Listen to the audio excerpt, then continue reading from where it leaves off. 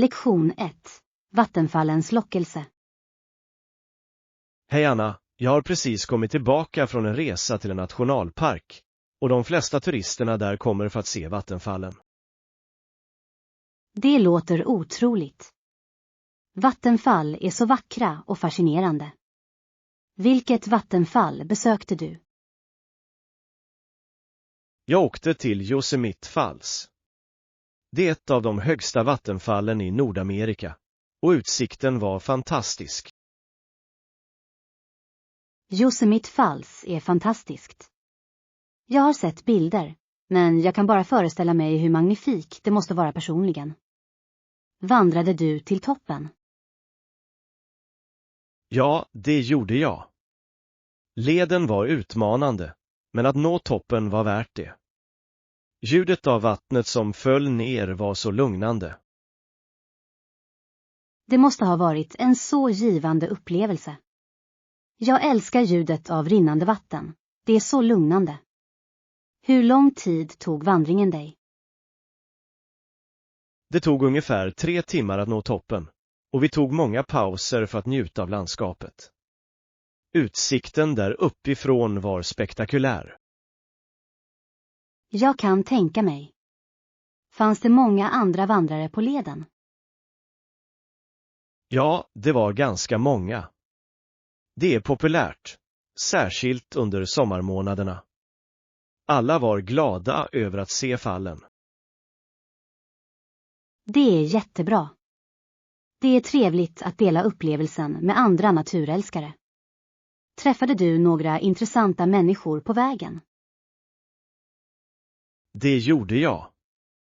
Jag träffade en familj som reser till olika nationalparker varje sommar. De delade med sig av några tips om andra vattenfall att besöka.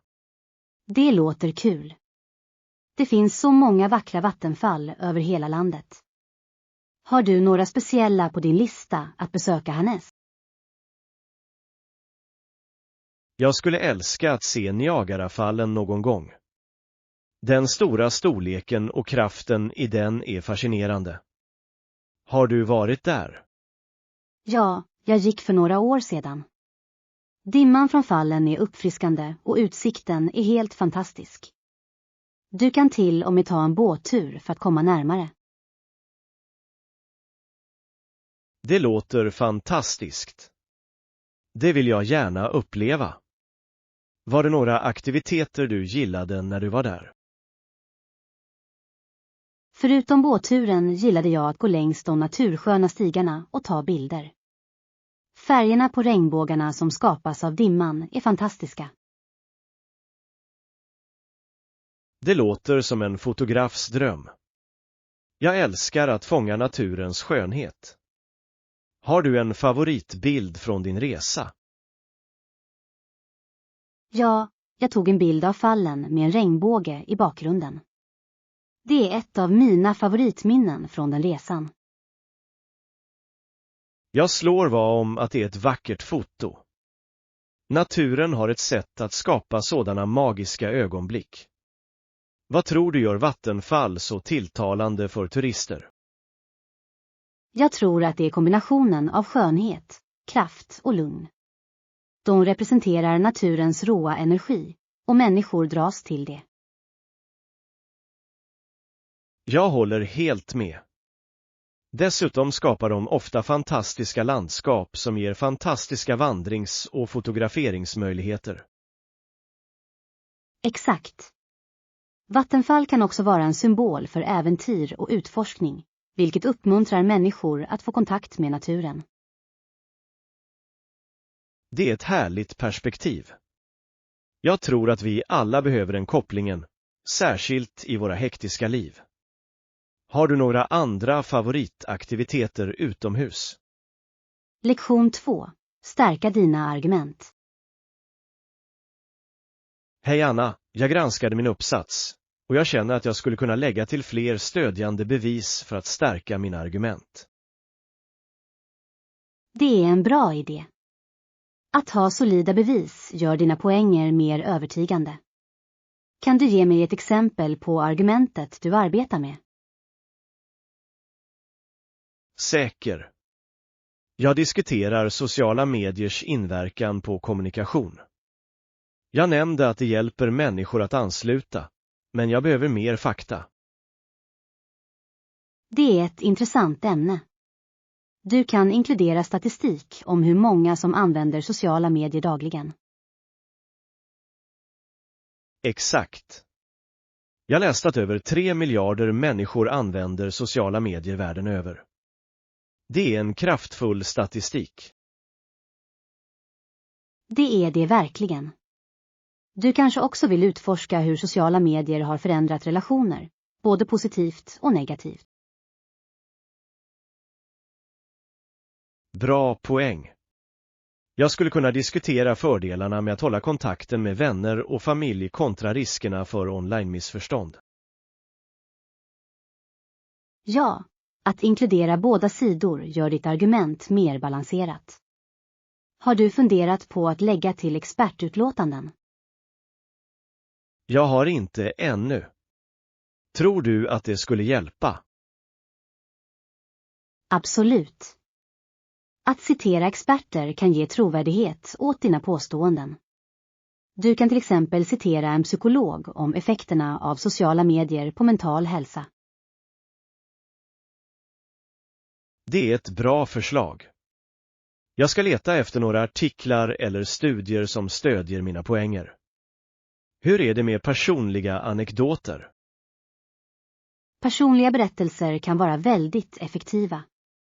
De gör ämnet relaterbart och kan illustrera ditt argument på ett levande sätt. Jag gillar den idén. Jag skulle kunna dela mina egna erfarenheter med sociala medier och hur det har hjälpt mig att hålla kontakten med vänner utomlands. Det skulle ge en personlig touch. Se bara till att det knyter an till ditt huvudargument. Naturligtvis. Det är viktigt att hålla fokus. Finns det några andra typer av bevis jag bör överväga? Du kanske också vill inkludera fallstudier eller verkliga exempel. Till exempel hur sociala mediekampanjer har mobiliserat samhällen för sociala ändamål. Det är en övertygande vinkel. Jag skulle kunna diskutera rörelser som nummertecken MeToo eller klimatförändringsaktivism på sociala medier. Exakt. Dessa exempel visar kraften hos sociala medier för att driva förändring och medvetenhet. Jag kan se hur införandet av olika typer av bevis kommer att göra min uppsats mer övertygande. Definitivt. Det kommer att hjälpa dina läsare att förstå djupet i frågan och se det ur olika perspektiv. Jag uppskattar dina insikter. Jag kommer att revidera min uppsats och se till att ta med dessa element. Jag hjälper gärna till. Kom bara ihåg att organisera dina bevis logiskt för att bygga ett starkt fall. Det är ett bra tips. Jag kommer att jobba med strukturen också. Tack för ditt stöd. Lektion 3. Fascinerande vilda djur. Hej Anna, jag tittade på en dokumentär om vilda djur och jag lärde mig att isbjörnar är fascinerande varelser. Det är de verkligen. Jag blev förvånad när jag fick reda på att isbjörnar kan väga över 1500 pund. Det är enormt. Absolut. Men björnarna var ännu större än de här katterna jag såg på djurparken. Det är otroligt hur massiva de kan bli. Ja, och deras ljusa vita päls hjälper dem att smälta in i den arktiska miljön. Den är perfekt för att jaga sälar. Rätt. Deras kamouflage är imponerande. Jag lärde mig också att deras päls faktiskt inte är vit. Den är genomskinlig och reflekterar ljus. Det är ett coolt faktum. Det är fantastiskt hur naturen anpassar djuren till sin omgivning. Har du sett några isbjörnar personligen? Det har jag inte. men jag skulle gärna besöka ett naturreservat. Att se dem i deras naturliga livsmiljö måste vara hisnande. Jag håller med. Jag tror att det bästa sättet att uppskatta deras skönhet är i det vilda. Har du någonsin varit i en nationalpark? Ja. Jag besökte Yellowstone förra året. Landskapet var fantastiskt och jag såg några visenter ströva omkring. Det låter otroligt. Bison är sådana majestätiska djur. Fick du se något annat vilda djur? Jag såg några älgar och till och med några havsörnar. Det var en fantastisk upplevelse att bevittna dem i deras naturliga miljö. Det måste ha varit spännande. Nationalparker är perfekta för att observera vilda djur och njuta av naturen. Definitivt. Jag älskar hur de skyddar livsmiljöer för olika arter. Har du varit i någon nationalpark? Jag besökte Yosemite för ett par år sedan. De gigantiska sekvojorna var imponerande och jag vandrade till några hisnande utsiktsplatser. Yosemite är känt för sitt fantastiska landskap. Såg du något vilda djur där? Ja, jag såg rådjur och till och med ett par svartbjörnar på avstånd. Det var spännande men också lite nervkittlande. Jag kan tänka mig. Det är viktigt att respektera deras utrymme. Lärde du dig något intressant om björnar under ditt besök? Det gjorde jag. Jag lärde mig att svarta björnar lätt kan klättra i träd för att undkomma fara, medan isbjörnar är mer lämpade för isiga miljöer. Det är fascinerande. Det är intressant hur olika arter har anpassat sig till sina unika livsmiljöer. Exakt. Varje djur har sin egen uppsättning färdigheter som hjälper det att överleva. Har du funderat på att besöka några andra parker? Jag skulle älska att utforska Glacier National Park härnäst. Jag har hört att utsikten är helt fantastisk, särskilt med bergen och sjöarna. Glaciären är vacker. Det är känt för sina vandringsleder och olika djurliv. Du kanske till och med ser några bergsjätter. Det skulle vara fantastiskt. Jag måste planera en resa dit snart. Jag tycker om att lära mig om olika ekosystem och djuren som lever i dem. Lektion 4. Matupplevelser. Hej Anna, jag gick nyligen ut och åt på en ny restaurang och jag tyckte att hela upplevelsen var ganska intressant. Det låter spännande. Vad var det för restaurang? Det var en italiensk plats. Stämningen var härlig, med mjuk musik och mysig belysning. Det skapade en trevlig stämning för middagen. Italiensk mat är alltid ett bra val. Provade du några speciella rätter? Ja. Jag hade en utsökt skaldjurspasta med en krämig sås. Den var rik och smakrik. Hur är det med dig? Har du något favoritkök? Jag älskar thaimat. Balansen mellan smaker, söt, kryddig och syrlig gör alltid mina smaklökar upphetsad. Thaimat är fantastiskt. Har du någonsin varit på en thai-restaurang där de ger dig en meny på kryddnivå? Ja, det har jag. Jag gillar att utmana mig själv med de kryddigare rätterna, men jag måste akta mig för att överdriva det. Det är smart. Allt handlar om att hitta rätt balans. Så, när du har ätit färdigt, hur hanterar du vanligtvis räkningen? Vanligtvis, när jag har ätit färdigt, kommer servitören med räkningen, eller checken som vissa kallar det. Sedan betalar jag för måltiden och lämnar ett tips för bra service. Exakt. Jag tycker att det är en trevlig gest att lämna tips. Det visar uppskattning för tjänsten. Hur många procent brukar du lämna? Jag brukar lämna runt 15-20% av den totala notan. Det beror på servicekvaliteten. Om det är exceptionellt kanske jag till om jag tipsar mer. Det är rimligt. Jag har märkt att dricksvanorna kan variera från plats till plats. Har du sett några överraskande drickspraxis under resan? Ja.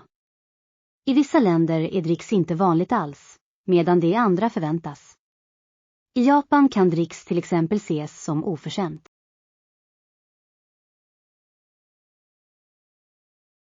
Det är intressant. Det är viktigt att känna till lokala seder för att undvika missförstånd. Har du stött på några sådana situationer? Det gjorde jag. När jag besökte Japan var jag osäker på hur jag skulle hantera räkningen. Som tur var förklarade min vän tullen i förväg. Det är jättebra. Det är alltid bra att ha någon som kan kulturen. Har du någonsin haft en minnesvärd matupplevelse? Ja, en gång åt jag middag på en takrestaurang med utsikt över stadens silhuett. Utsikten var fantastisk och maten var utsökt. Det låter magiskt. Kombinationen av god mat och en fantastisk utsikt kan göra en måltid oförglömlig. Vad beställde du? Jag hade grillad lax med sparris och ett glas vitt vin. Det var ett perfekt par. Hur är det med dig? Några minnesvärda måltider? Definitivt. Jag hade en gång en överraskningsmiddag med vänner. De lagade mina favoriträtter och vi hade en underbar tid tillsammans. Det låter härligt. Att dela måltider med vänner kan skapa de bästa minnen. Hade du en speciell efterrätt att fira? Ja, de gjorde en chokladkaka som är min favorit. Det var den perfekta avslutningen på en fantastisk kväll. Lektion 5. Förstå djursjukdomar. Hej Anna, jag läste en artikel om djursjukdomar. Och det är alarmerande hur vissa kan vara så dödliga. Det låter intressant. Vilken sjukdom diskuterade det? De nämnde en specifik sjukdom som vanligtvis dödar djur snabbt. Men innan de dör visar de ofta konstiga beteenden. Det är oroande. Djur kan vara så sårbara för sjukdomar. Vilken typ av konstiga beteenden beskrev det? De pratade om djur som agerade desorienterade eller aggressiva, vilket kan vara ganska chockerande att observera. Oj, det måste vara svårt för alla som bevittnar det. Vad orsakar dessa sjukdomar hos djur? Olika faktorer kan bidra, såsom virus, bakterier och till och med parasiter. Stress och miljöförändringar kan också spela en roll. Det är fascinerande hur sammankopplat allt är. Har du lärt dig om några specifika sjukdomar som påverkar vilda djur? Ja, jag läste om en sjukdom som heter Chronic Wasting Disease, som drabbar rådjur och älg. Det liknar galna kosjukan hos nötkreatur. Det är oroande. Hur sprids det bland djur? Det sprids genom direktkontakt med infekterade djur eller kontaminerade miljöer. Det kan få förödande effekter på befolkningen. Jag kan tänka mig. Finns det några ansträngningar för att kontrollera eller förhindra spridningen av sådana sjukdomar? Ja, vilda organ övervakar ofta populationer och implementerar bestämmelser, som jaktrestriktioner, för att hjälpa till att hantera sjukdomen. Det är ett smart tillvägagångssätt. Det är viktigt att skydda både djuren och deras ekosystem. Exakt. Allmänhetens medvetenhet är också avgörande. Att utbilda människor om dessa sjukdomar kan bidra till att förhindra ytterligare spridning. Definitivt. Jag tycker att folk borde informeras om tecken på sjukdomar i vilda djur. På så sätt kan de rapportera allt ovanligt. Det är en bra idé. Det kan rädda många djur om människor är vaksamma. Har du någonsin sett några sjuka djur i det vilda?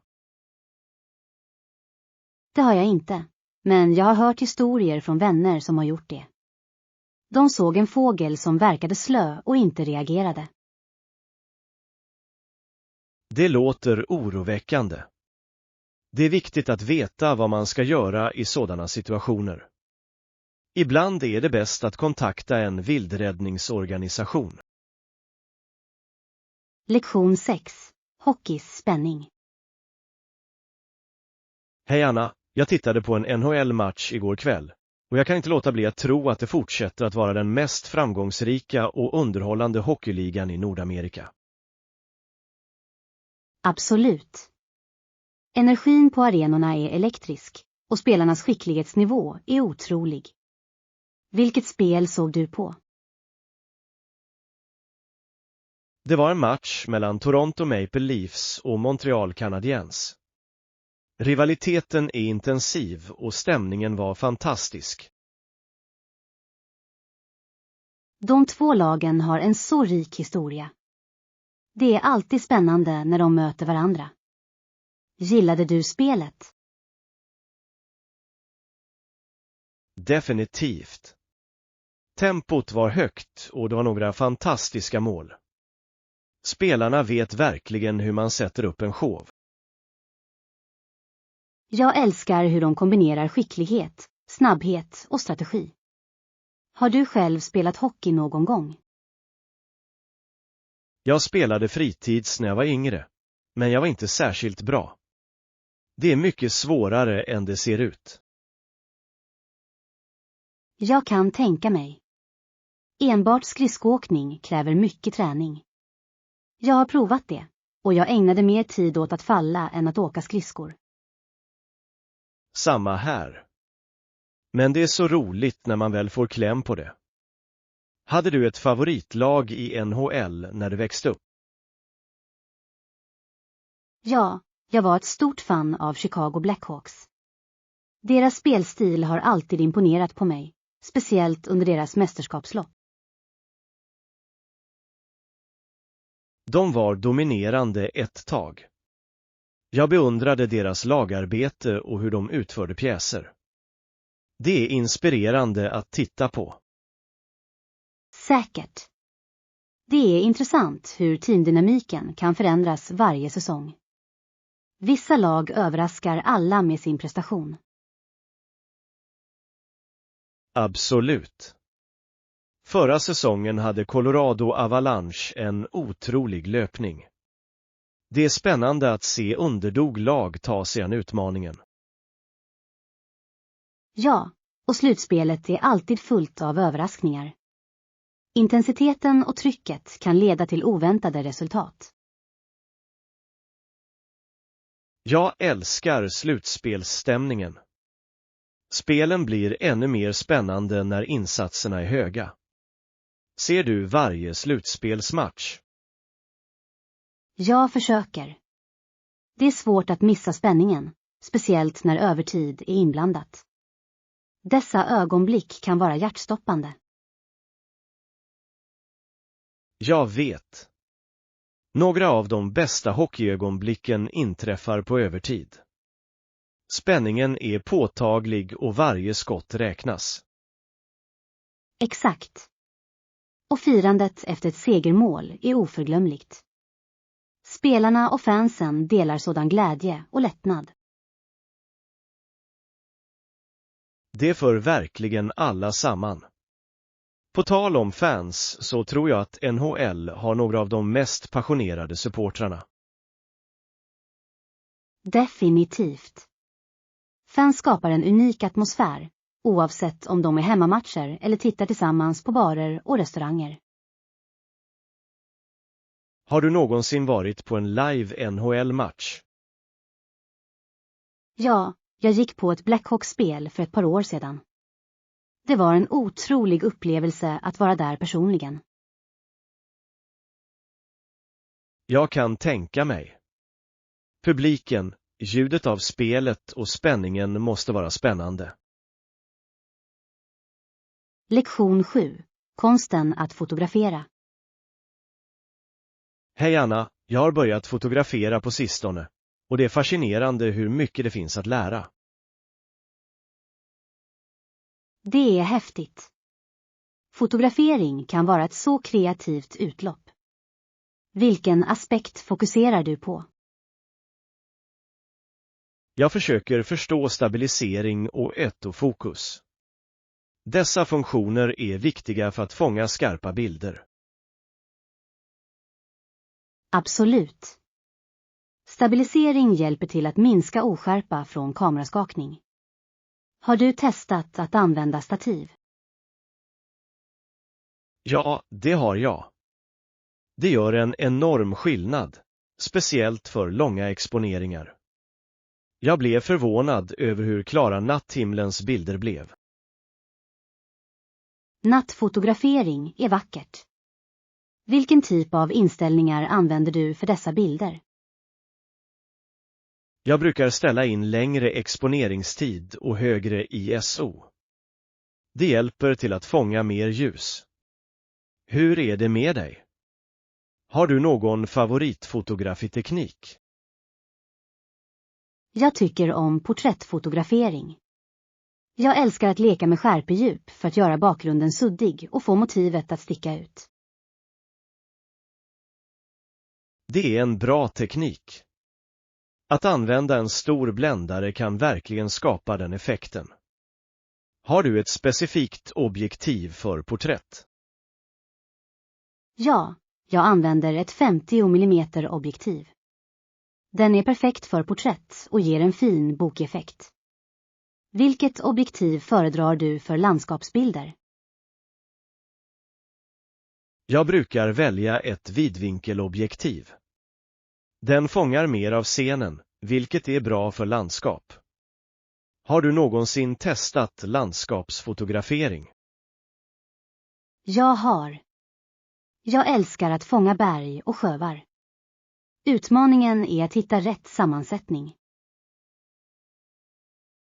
Komposition är nyckeln. Jag använder ofta tredjedelsregeln för att skapa mer balanserade bilder. Använder du några specifika riktlinjer? Ja, jag följer också tredjedelsregeln. Dessutom försöker jag leda betraktarens öga med linjer eller naturliga ramar i scenen. Det är ett fantastiskt tillvägagångssätt. Det uppmärksammar verkligen huvudämnet. Har du experimenterat med att redigera dina bilder? Definitivt. Efterbehandling kan förbättra bilderna avsevärt.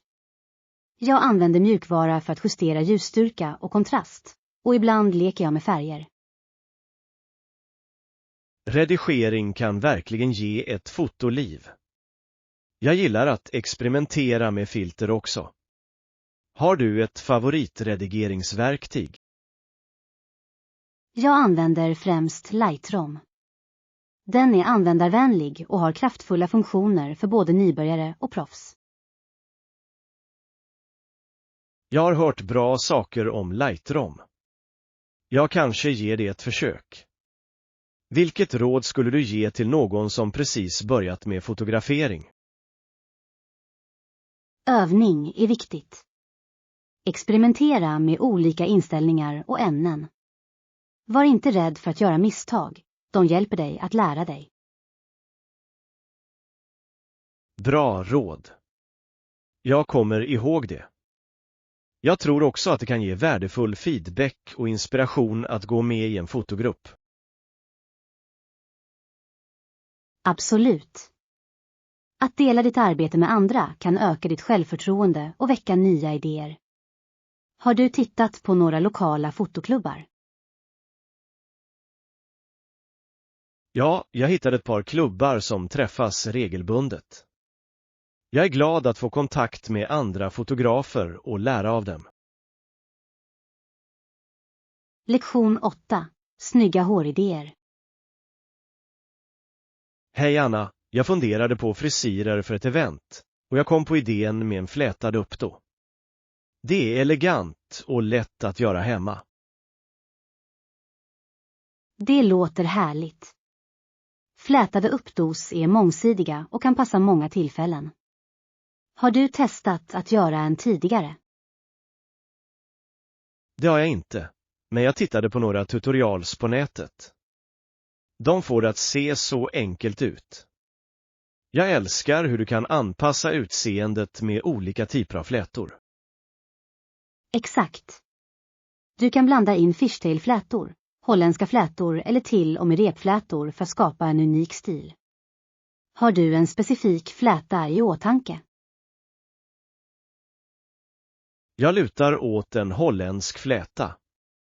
Det ser så snyggt och strukturerat ut. Dessutom verkar det hålla bra hela dagen. Bra val. Holländska flätor är perfekta för att lägga till volym. Du kan också dra i sidorna för att skapa en mer avslappnad, bohemisk look. Det är ett bra tips. Jag gillar tanken på att göra det lite lösare. Det känns mer avslappnat men ändå polerat. Har du någonsin gjort en flätad uppdo för en speciell händelse? Ja, jag bar en på ett bröllop förra sommaren. Jag la till några dekorativa nålar för att ge den en touch av glam. Det var en hit. Det låter vackert. Accessoarer kan verkligen lyfta en frisyr. Vilken typ av stift använder du? Jag använde några blommiga hårnålar. De lade till en fin färg utan att bli för överväldigande. Den kompletterade min klänning perfekt. Jag älskar den idén. Jag kanske letar efter liknande tillbehör. Tror du att en flätad uppdo skulle fungera för ett mer formellt evenemang, som en gala? Absolut. En snygg flätad uppdo kan se väldigt sofistikerad ut. Att para ihop det med statement-örhängen skulle fullända looken vackert. Det är ett bra förslag. Jag måste planera min outfit runt frisyren. Vad tycker du om hårprodukter för att hålla stilen på plats? Att använda ett bra hårspray är viktigt. Det hjälper till att hålla flätan utan att göra den stel. En lätt mousse kan också ge volym.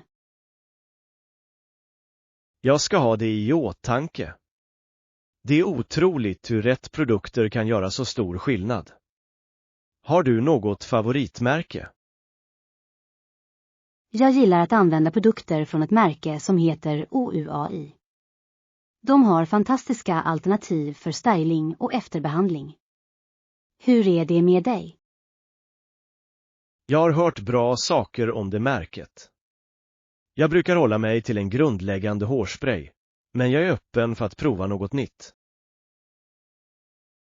Att experimentera med olika produkter kan hjälpa dig att hitta det som fungerar bäst för din hårtyp. Allt handlar om trial and error. Det är sant. Jag är glad att ge den flätade uppdo ett försök. Jag kanske till och med tränar innan evenemanget för att känna mig mer självsäker. Definitivt. Att öva några gånger hjälper dig att få ner tekniken. Dessutom är det roligt att testa nya stilar. Jag kan inte vänta. Jag meddelar dig hur det blir. Det är trevligt att ha ett snyggt alternativ som också är lätt att göra hemma. Säkert. Och tveka inte att fråga om du behöver fler tips eller idéer. Jag hjälper alltid gärna till med hårinspiration. Tack, Anna. Jag uppskattar det. Jag ser fram emot att visa upp min nya frisyr. Lektion 9. Utforska hälso- och sjukvård. Hej Anna, jag har tänkt mycket på vården på sistone. Det är ett så viktigt ämne. Absolut. Vad intresserar dig specifikt med hälso- och sjukvård? Jag är fascinerad av hur hälso- och sjukvårdssystem fungerar och hur de kan förbättra patienternas resultat. Det är ett bra perspektiv. Jag tycker att framstegen inom teknik, som telemedicin, är riktigt intressanta. Det förändrar hur vi får tillgång till vård. Ja, telemedicin har gjort det lättare för människor att träffa läkare utan att resa långa sträckor. Har du någonsin använt det? Jag har. Det var bekvämt när jag behövde en konsultation för ett mindre problem. Jag kunde prata med en läkare från bekvämligheten av mitt hem. Det är en stor fördel. Jag tror också att förebyggande vård är avgörande. Att utbilda människor om hälsosamma vanor kan minska behovet av mer seriösa behandlingar senare. Jag håller helt med. Regelbundna kontroller och screeningar kan fånga upp problem tidigt.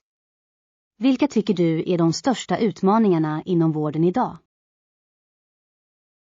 En stor utmaning är tillgången.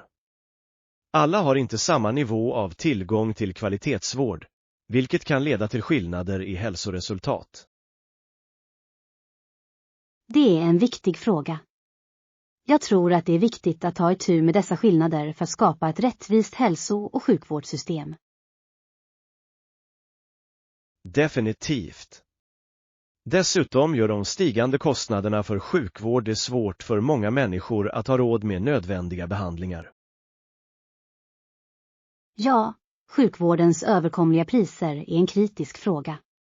Det är frustrerande att se människor undvika att söka hjälp på grund av kostnader. Det är det verkligen.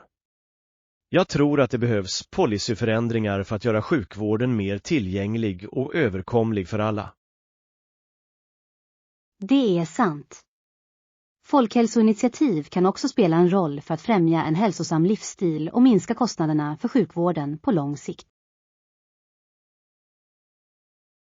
Rätt.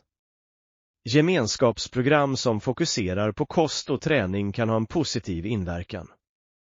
Har du sett några framgångsrika program i ditt område?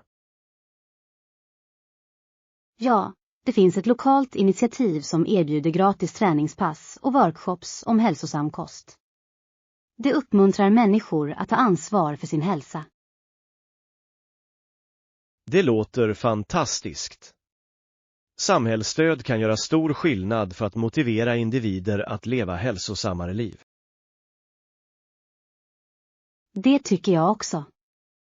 Det är inspirerande att se människor mötas för att förbättra sitt välbefinnande. Vad är dina tankar om psykisk vård? Psykisk hälsa är lika viktig som fysisk hälsa. Jag uppskattar att det finns mer medvetenhet nu om psykiska problem och behovet av stöd. Absolut. Att bryta stigmat kring psykisk hälsa uppmuntrar fler människor att söka hjälp när de behöver det. Exakt. Tillgång till mentalvårdstjänster är avgörande, särskilt i skolor och på arbetsplatser.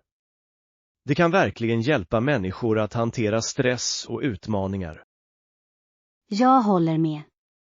Genom att implementera mentala hälsoprogram i skolor kan barn lära sig om känslomässigt välbefinnande från en ung ålder. Det är en bra idé. Tidig utbildning kan skapa en grund för hälsosammare hanteringsmekanismer i framtiden.